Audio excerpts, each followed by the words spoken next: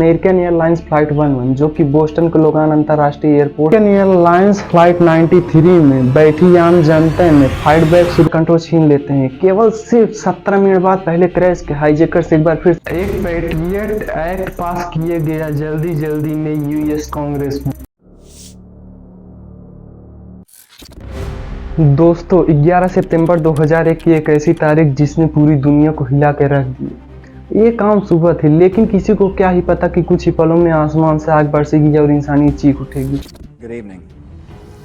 Today, our fellow citizens, our way of life, our very freedom came under attack.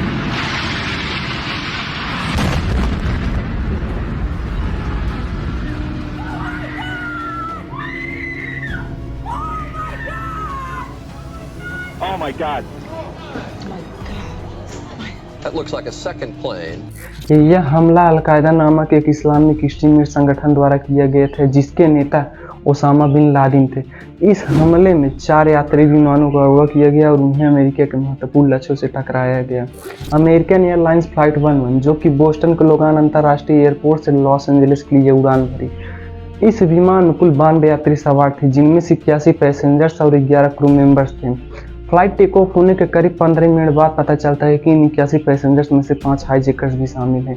Hijackers plane को hijack कर लेते हैं, passenger को overpower करके cockpit में जबरदस्ती घुसते हैं। इनमें से एक इंसान मोहम्मद अट्टा था, जो कि ट्रेंड था एज अ पायलट।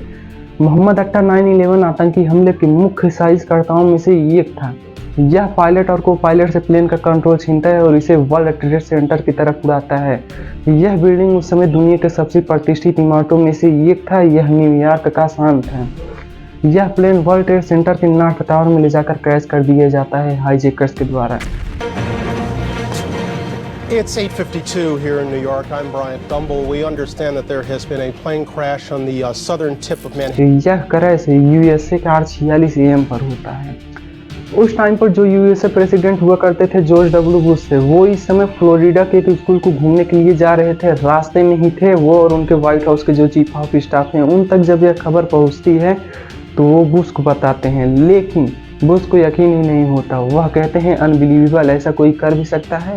वो स्लोली कहते हैं कि जो पायलट है उसे जरूर हार्ट अटैक आया होगा, तभी यह प्लेन इस बिल्डिंग में जाके क्रैश कर गया। नहीं तो ऐसा कैसे हो सकता है। It appears a small twin-engine prop plane crashed into one of the towers at the World Trade Center in New York City.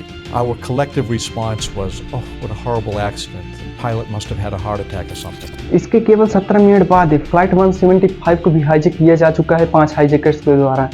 Hijackers एक बार फिर से पायलट को ओवरपावर कर देते हैं और प्लेन का कंट्रोल छीन लेते हैं। केवल सिर्फ 17 मिनट बाद पहले क्रैश के हाईजैकर्स एक बार फिर से वर्ल्ड ट्रेड सेंटर की तरफ इशारा करते हैं और साउथ टावर में ले जाकर इस प्लेन को क्रैश कर दिया जाता है। दूसरा क्रैश दूसरे टावर में।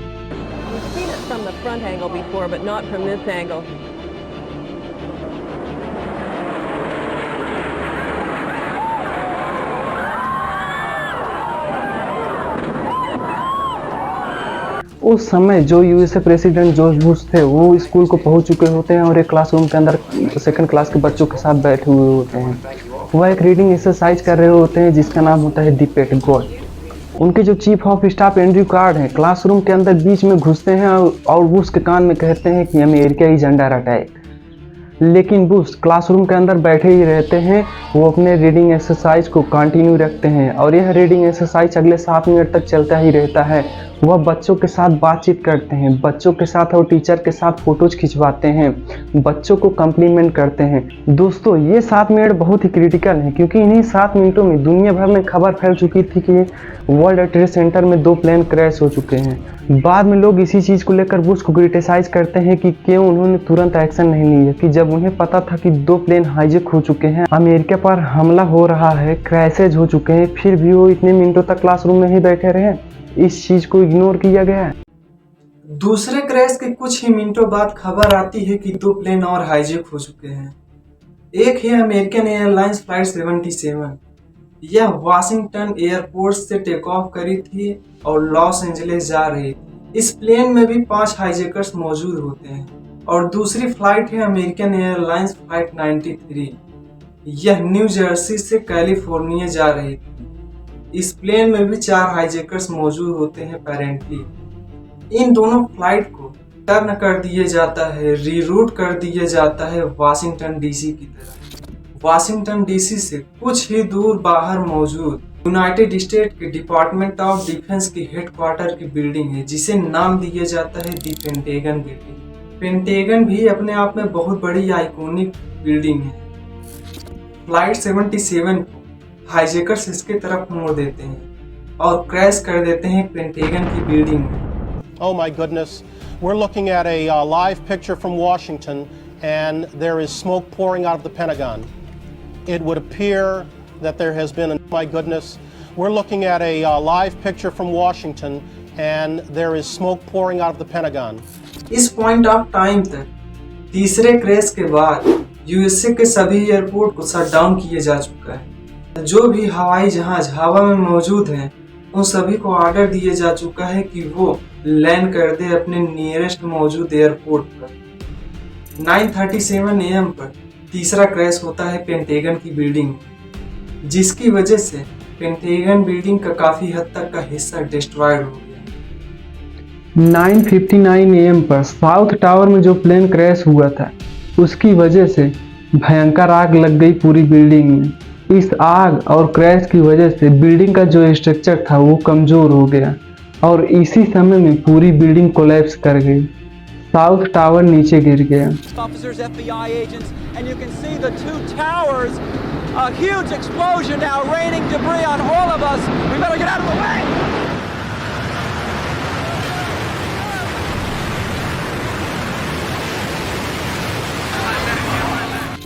इसी बीच चौथे हाईजैक्स प्लेन का डर सभी को सताने लग गया। यूनाइटेड एयरलाइंस फ्लाइट 93, जो चौथा प्लेन हाईजैक होने वाला था, लोगों को डर लगने लगा कि ये हाईजैकर्स इस प्लेन को कहां पर क्रैश करवाएंगे। लोगों ने एक्सपेक्ट किया कि इस प्लेन को क्रैश करवाया जाएगा व्हाइट हाउस में या यूएस के कैपिटल में। व्हाइट हाउस बहुत ही इंपॉर्टेंट जगह है क्योंकि यह यूएसए के प्रेसिडेंट का रेजिडेंस है। यहाँ पे यूएसए के प्रेसिडेंट रहते हैं और यूएस की कैपिटल बिल्डिंग भी यूएस फेडरल गवर्नमेंट की लेजिस्लेटिव सीट है। बेसिकली आप कैपिटल हिल को इंडिया के पार्लियामेंट से कंपेयर कर सकते हैं। लोगों ने एक्सपेक्ट किया कि जो चौथे प्लेन का टारगेट है या तो व्हाइट हाउस है या तो कैपिटल हिल की बिल्डिंग है। और दूसरी तरफ इस हवाई जहाज में जो भी लोग मौजूद होते हैं, जब प्लेन हाईजैक हुआ तो उनमें से कुछ लोगों ने अपने फोन को खोला और उसे टर्न ऑन किया, तो उन्हें फोन कॉल्स आने लगे अपने फैमिली मेंबर्स के, जिन्होंने इन्हें बताया कि एक्चुअल में क्या चल रहा है। अमेरिका में 3 प्लेन क्रैश हो चुके हैं, वर्ल्ड ट्रेड सेंटर पर अटैक हो चुका है, वर्ल्ड ट्रेड सेंटर कोलैप्स भी किया जा चुका है।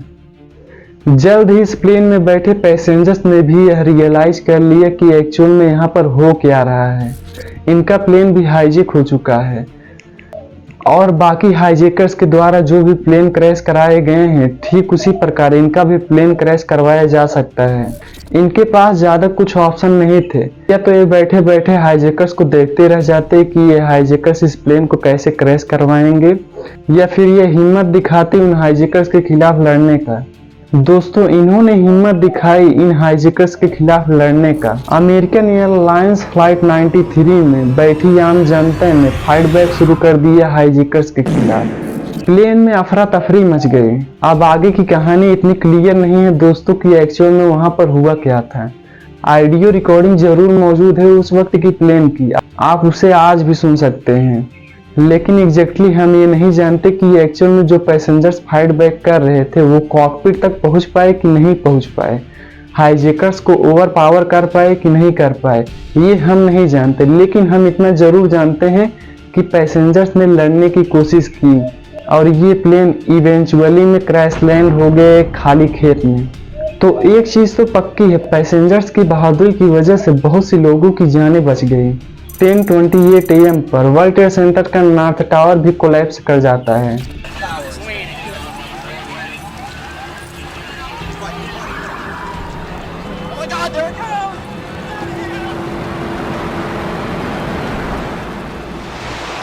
I hope I live. It's coming down on me.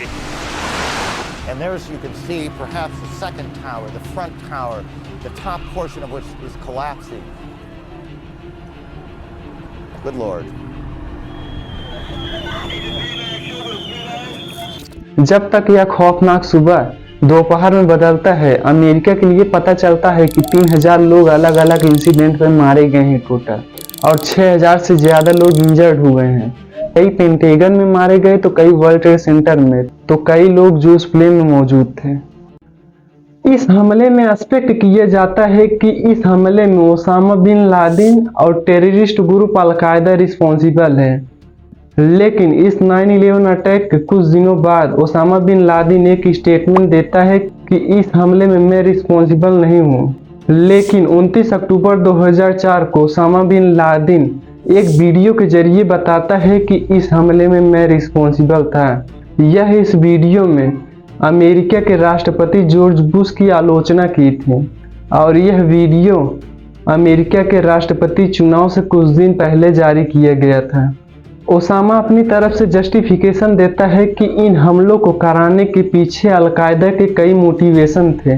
USA middle east में इंटरफेयर करने लग रहा था, इजराइल को सपोर्ट करने लग रहा था, लेबनान में जो हो रहा था मुस्लिम के अगेंस्ट उसे सपोर्ट करने लग रहा था, चेचनिया में रसियों को सपोर्ट करने लग रहा था मुस्लिम के अगेंस्ट क्राइम में, इराक के अगेंस्ट जो सेंसस डिक्लेयर कर रहा था यूएसए, सऊदी अरेबिया के साथ जो कोलैबोरेशन कर रहा था यूएसए, अपने ट्रूप्स को भेज रहा था यूएसए।